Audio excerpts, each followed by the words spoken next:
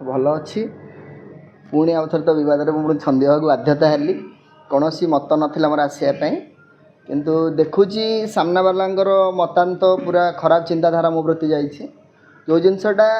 सारा ओडावासी जानी जे गोटे छुआ पाखु ता माँ फेरी जीव समस्त गोटे भल पाइबा हस खुशी मुहूर्त थिला से जिनसटा एक्चुअली एथिपाई हो पारानी जो मनुष्यटे चाहूला जे गोटे एमती किसी बाइट जाऊ से अन्य माध्यम कहते मुझे स्पष्ट शुणी जो वीडियो ऑडियोटा मुझे आज भाइराल करी सेठी मु निजे बसती उपस्थित से माध्यम कहते जे देख से टोका को केमिति काम करागला माने तांत्रिक साधन एमती भी से कहते जे केमिति से टोका को काम कराला से मो विषय केमती पॉजिटिव कहला भाई भाई कहला नांडू बाबू जदि भावुच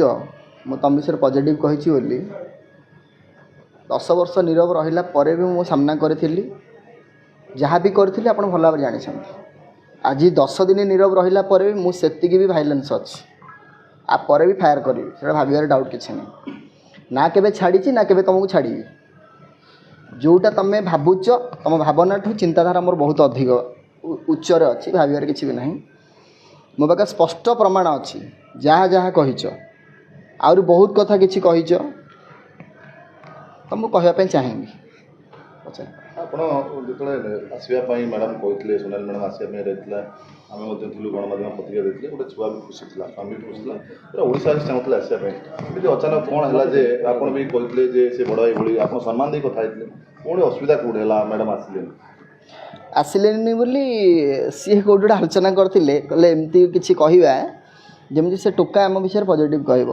सोनाली के ब्लेम न कर मत ब्लेम न कर भाई ब्लेम कर मोर किसी माने यथार्थ नहीं कि उद्देश्यमूलक किसी नाला जोटा सतटा ही सब सामना को आनी आगामी दिन में सत सपन सामना को आनी गोटे प्री प्लानिंग थिला काले मुझे पॉजिटिवटा कहीदेवी बोले से ओएस को जो मैरेज कराया चाहूले सी एक्सेप्ट करदेवे बोली ये घटनाटा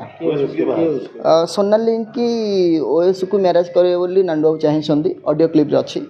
जैसे गोटे कलेक्टर स्त्री हम आ पाखे कौन अच्छे सोनाली कौन चाहिए पारते जड़े कलेक्टर स्त्री हम माने से तो चाहूब ना मु गोटे कलेक्टर स्त्री हेबी बोली से भी से ऑडियो अच्छी तो से पु कौन हम बोधे सोनाली मैडम निजे कही नांडू बाबू नांडू बाबू कही ना तो जन को कही नी सी तो कहबनी सामना को आसिक मोर कौन किसी आलोचना आवश्यकता ना सी किए मु चिन्ह की जानी आलोचना ना जहाँ भी मो पाख प्रमाण बाजी प्रमाण भी आसूची जदि से भावुं नांडू बाबू भावुं कि नांडू बाबू तो कहबिनी जदि नांडू तू भावुचु बहुत दिन सम्मान देली आउ तो सम्मान देवीनी एथर कम करते देखी जदि तू भावुचु एटा धमक बोली एक्सेप्ट कर किसी कौन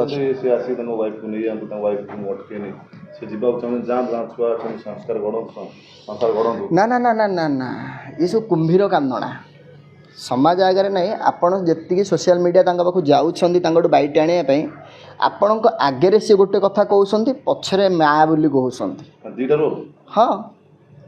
आपण जाऊँ तो आपण सोशल मीडिया ना मत परा कहते आपड़ जी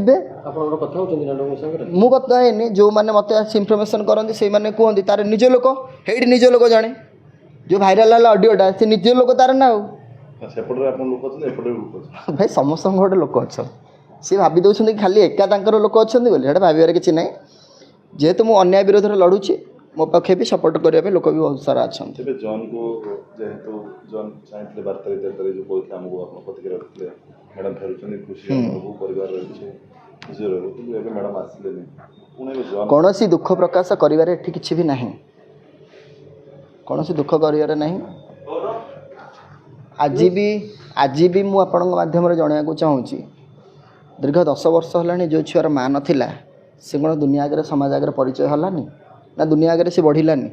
ना 10 वर्ष वर्ष करू 10 वर्ष हो पारानी सेटा किसी आमर कौन आपत्ति ना दुखदायक भी किसी ना सब कर्मर फल अच्छी जी जमी कर्म कर ये स्वर्ग ये नरक भोग କିନ୍ତୁ ଯେଉଁମାନେ ଚକ୍ରାନ୍ତ କରିଛନ୍ତି ମୋ ପରିବାରକୁ ବର୍ବାଦ କରିଦେଇଛନ୍ତି, ଯେଉଁମାନେ ଏଥିରେ ସମ୍ପୃକ୍ତତା ଅଛନ୍ତି, ତାଙ୍କର ବି ସମୟ ଆସୁଛି ସେ ହିଁ ବିନାଶ ହେବେ। କୁହାଯାଏ ଜନ୍ମରୁ କୁହାଯାଏ ଯେ ଗାତ ଖୋଳେ ସେ ଗାତ ନିଜେ ପଡ଼େ। ଆଜି ଦେଖନ୍ତୁ ପ୍ରମାଣ 2 ମାସ ହେଲାଣି ଯେଉଁ କଣ୍ଟ୍ରୋଭର୍ସିଆଲ ରଖିକି ନିଜକୁ ସ୍ପଷ୍ଟ ଭାବରେ ଗୋଟେ ପ୍ରମାଣିତ କରାଉଥିଲେ ମୁଁ ଗୋଟେ ସତୀତ୍ୱ ପୁରୁଷ, ମୁଁ ଗୋଟେ ସତୀତ୍ୱ ନାରୀ ବୋଲି,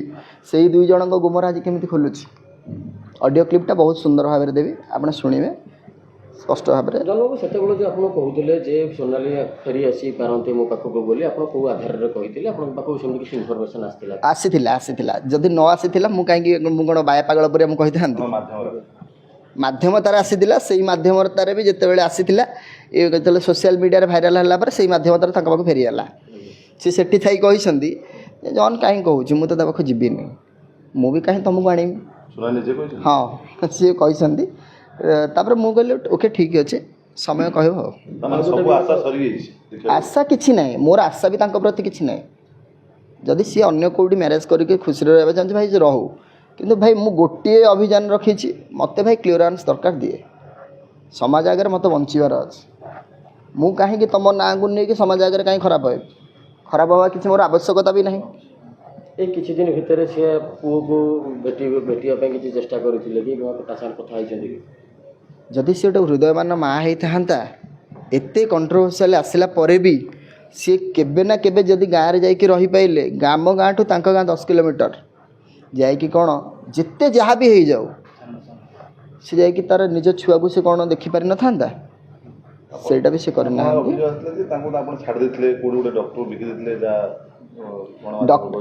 ବଢ଼ିଆ କଥାଟା ଆପଣ କ୍ୱେଶ୍ଚିନ୍ କଲେ। ଯେଉଁ ଭଦ୍ର ବ୍ୟକ୍ତି ଜଣେ କହିଛି ମୋ ନାଁରେ